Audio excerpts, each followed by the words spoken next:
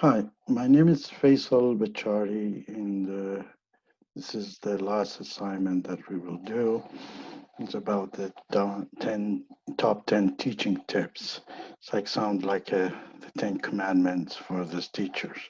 So the way I wrote it is I put my experience plus what I learned in this course because I also started teaching last year.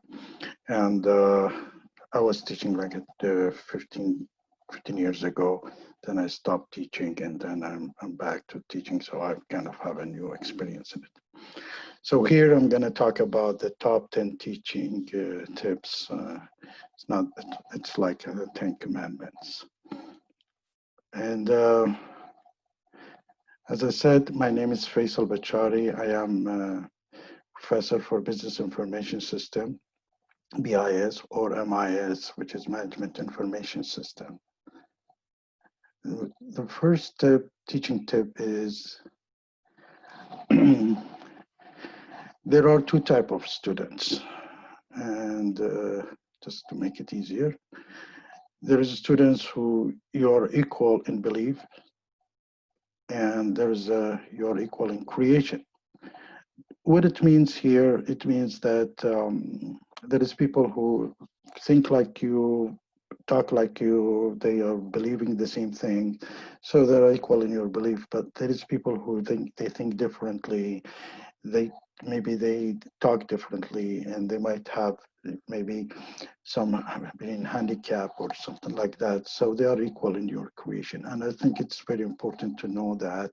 So you take away any when you're dealing with the students any prejudices or anything that you think that might stop you from being fair with everybody. So as we said, two type of students there.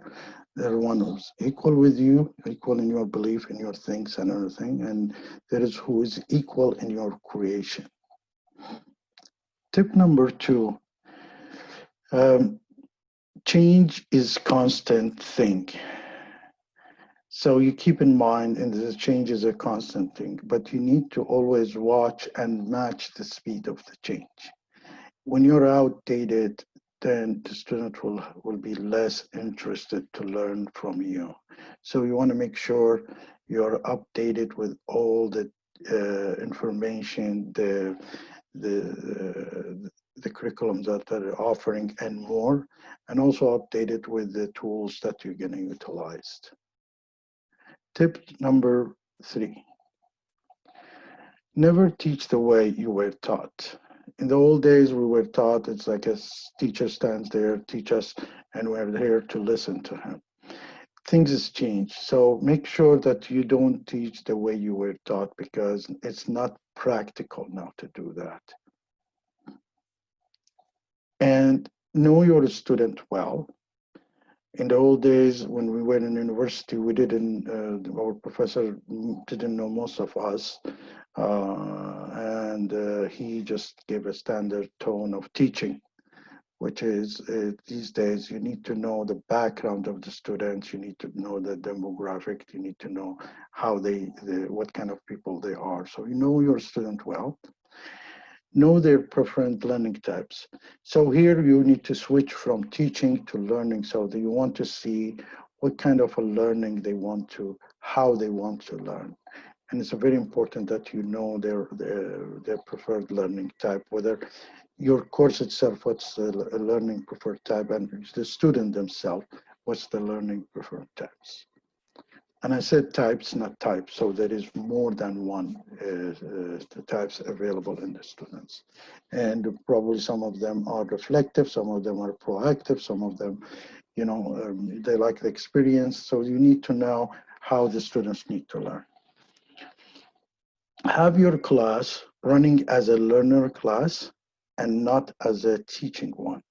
We have a tendency of to move from, go back to the old style, which is a teaching, but put the pressure on you as a startup. Make sure that you are establishing a learning environment. It's difficult in the beginning, but once you establish this learning environment, it's going to be a very fruitful, very rewarding for you, and it becomes easier for you to teach these students because they want to learn and they have to have a learning,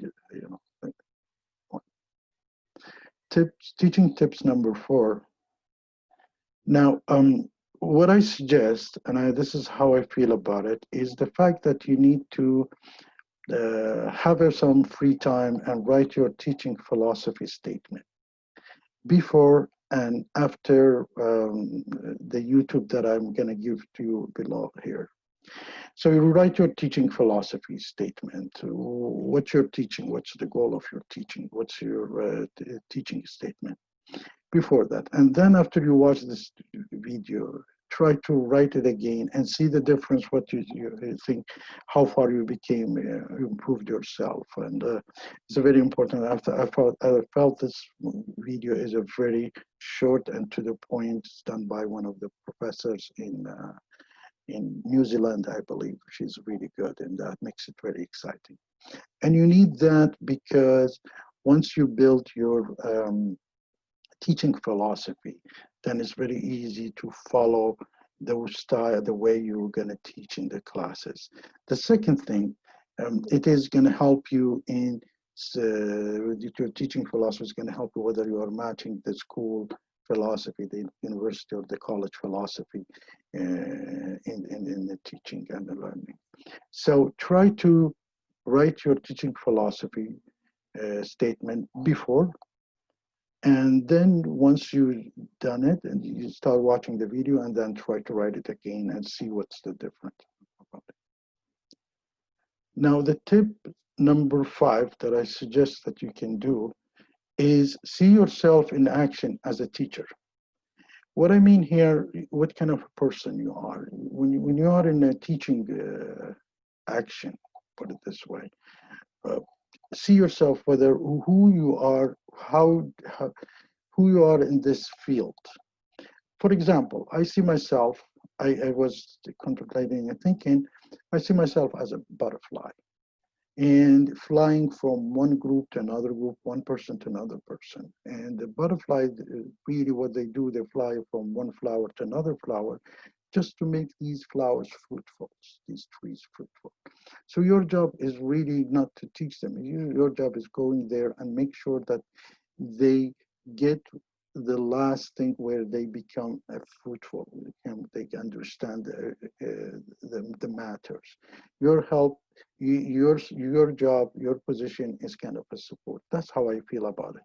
Now you might have a different things, but it's important that how you see yourself, because this can help you to shape your personalities within the teachings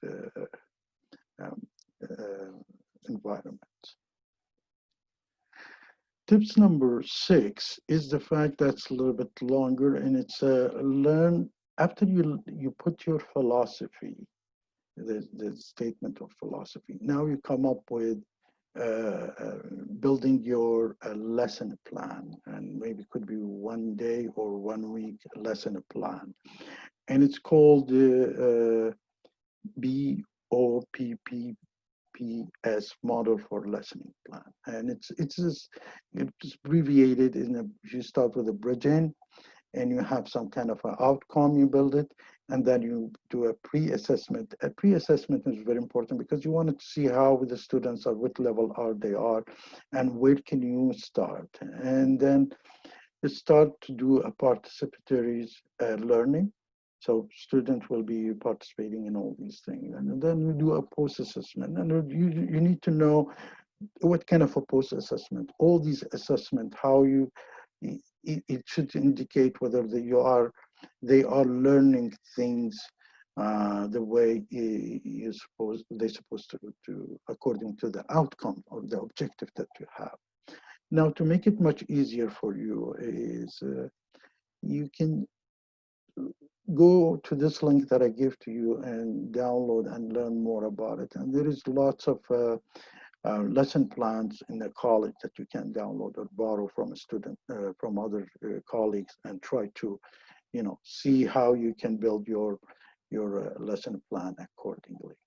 So I believe that the lesson plan, the BOPPS, comes after you establish your philosophy. Keep in mind, once if your philosophy also is going to change from time to time, so you have to come back again to it and fix it, adjust it a little bit. And so your business, your lesson planning is supposed to be according to your philosophy, and it's the steps toward your philosophy.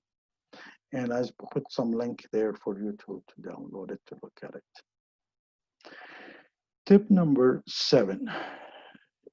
I love there's 5 models of teaching a strategy. It gives me a full picture, and then within these 5 models, it gives me help to pick a combination of them.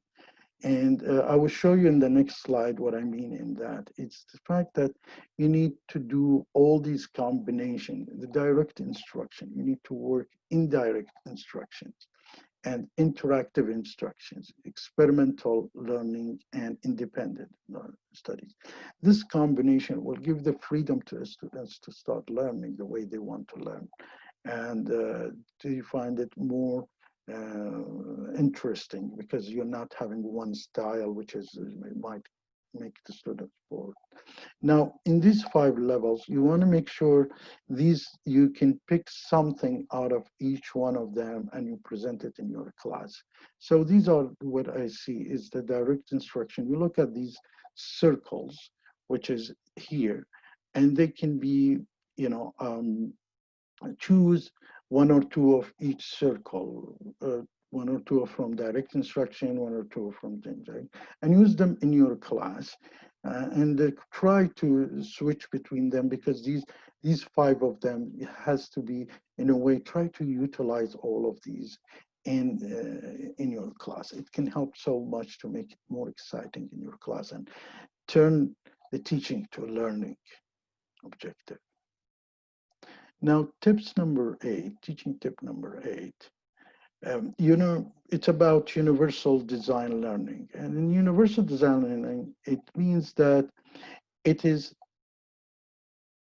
approach to a curriculum that minimize the barrier and maximize the learning for all the students.